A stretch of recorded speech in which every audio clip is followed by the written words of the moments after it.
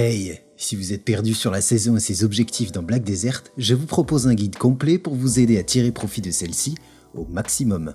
Avant de vous lancer, veillez absolument à regarder la vidéo pour bien commencer Black Desert, elle vous sauvera littéralement plusieurs heures de jeu, je tiens le pari.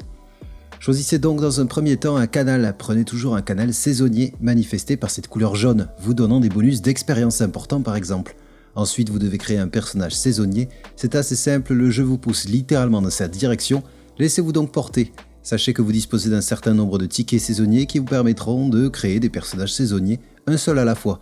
A noter que les tickets ne sont consommés que si vous terminez la saison avec un personnage et que vous en gagnez régulièrement.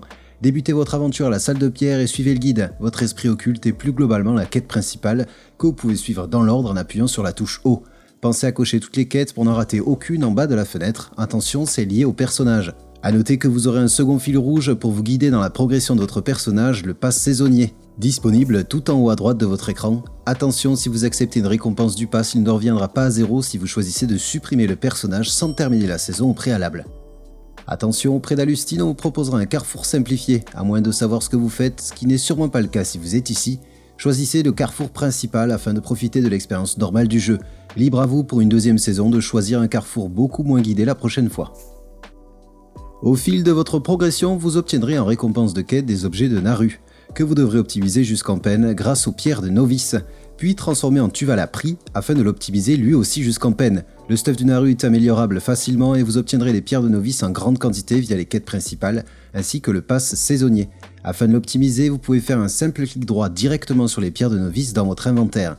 Placez ensuite l'objet de Naru dans la fenêtre avec un clic droit, puis cliquez jusqu'à ce qu'il passe de plus 0 à plus 15, puis de plus 15 à peine. Vous n'avez pas à réfléchir ici, j'expliquerai un peu plus l'enchantement juste après. Une fois fait, on vous demandera si vous voulez passer l'objet de Naru en Tuvala, qui est une nouvelle catégorie d'objets jaunes cette fois. Acceptez évidemment, vous obtiendrez ainsi la dernière pièce du stuff saisonnier en prix directement. Essayez de privilégier ce qui vous est demandé par le pass saisonnier en premier, puis concentrez-vous sur vos armes avant tout. Votre objectif sera à présent d'optimiser votre tout nouveau Tuvala en peine, demandant des pierres noires remplies du temps. Vous obtiendrez ces pierres en faisant des activités en jeu sur serveur saison comme tuer des monstres ou encore de la récolte. Vous en obtiendrez également dans votre pass saisonnier en grande quantité, en plus de vous guider dans vos optimisations. Pensez donc bien à suivre ce qui est demandé par le pass avant de dépenser toutes vos pierres. De plus, vous avez accès à des quêtes hebdomadaires qui permettent de donner beaucoup de pierres que vous retrouverez dans le menu haut, onglet répétable. A noter qu'il existe aussi des quêtes régionales dans les différentes zones du jeu qui donnent des pierres au fur et à mesure que vous tuez des monstres. Clic droit sur nos pierres, puis on passe notre Tuvala en tri avant que les choses ne se compliquent. Mais je suis là pour vous aider et je vais vous introduire au fail stack ou cumul d'échecs. Sur Black Desert, lorsque vous échouez une optimisation, vous gagnez un fail stack équivalent à l'optimisation tentée. Ces fail stacks augmentent simplement les chances de réussite de votre prochaine optimisation. Lorsque l'optimisation suivante passe, ils reviennent à 0. Sauf si vous utilisez l'enclume ancienne. Ici par exemple, au bout de 17 échecs, mon objet aura automatiquement 100% de chance de réussite et ne consommera pas le fail stack préalablement construit. Les fail stacks sont à voir comme une ressource que vous pouvez dépenser ou non. En effet, il vous est possible de les stocker à tout moment afin de ne pas les utiliser, par exemple grâce au bandeau de Nader, qui joue le rôle de dépôt de fail stack et qui est lié au compte, et donc accessible à tous vos personnages. Vous pouvez débloquer le bandeau grâce à la quête niveau 58 du bandeau de Nader de l'onglet Suggéré. A noter que vous pouvez également déposer un fail stack dans la fenêtre d'optimisation de chacun de vos personnages, jouant le rôle de stockage, cette fois lié au personnage, utile si votre bandeau est plein. Aujourd'hui, les fail stacks peuvent être appliqués en quantité directement sans avoir à échouer des optimisations via des parchemins appelés conseils de Valk, auxquels un nombre est associé, par exemple ici 40. Le consommer lors d'une optimisation appliquera directement un fail stack de 40, simulant des optimisations échouées, augmentant ainsi vos chances de réussite. C'est très important à comprendre, un joueur débutant n'a pas beaucoup de fail stacks, ainsi c'est une ressource rare, vous devez donc les utiliser avec parcimonie et préférez échouer une optimisation plutôt que de dépenser un fail stack trop élevé sur du Tuvala, car les objets endgame demanderont bien plus de ressources. Je vous donnerai donc les stacks à utiliser pour votre saison, si jamais vous dépassez la fourchette proposée, gardez le fail stack pour plus tard, vous en aurez besoin, croyez-moi. On n'ira pas plus loin ici, c'est prévu dans le prochain guide de Gear Progression de la chaîne, mais ce serait inutile pour vos débuts. Cependant, si vous avez des questions, n'hésitez surtout pas à passer sur le stream juste ici et j'y répondrai avec plaisir. Ainsi, une fois votre Tuvala en tri, vous pouvez appliquer un fail stack de 20 jusqu'à 35-40 maximum. Si vous dépassez 40 avant d'obtenir votre tête, stockez-le.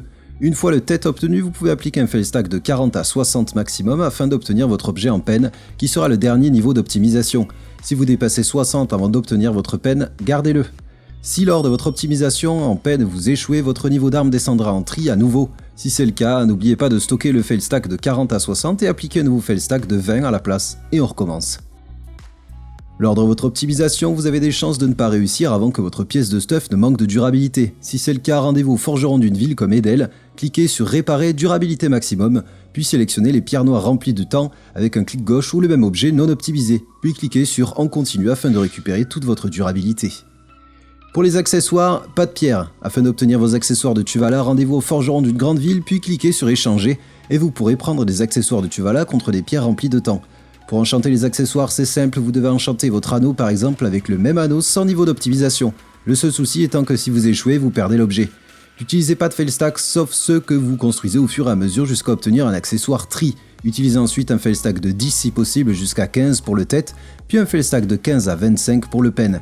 N'oubliez pas de vérifier que le pass saisonnier ne vous donne pas de pierre noire de vague qui permet de passer une armure ou un accessoire directement de tête à peine ou des accessoires peine directement avant de vous lancer.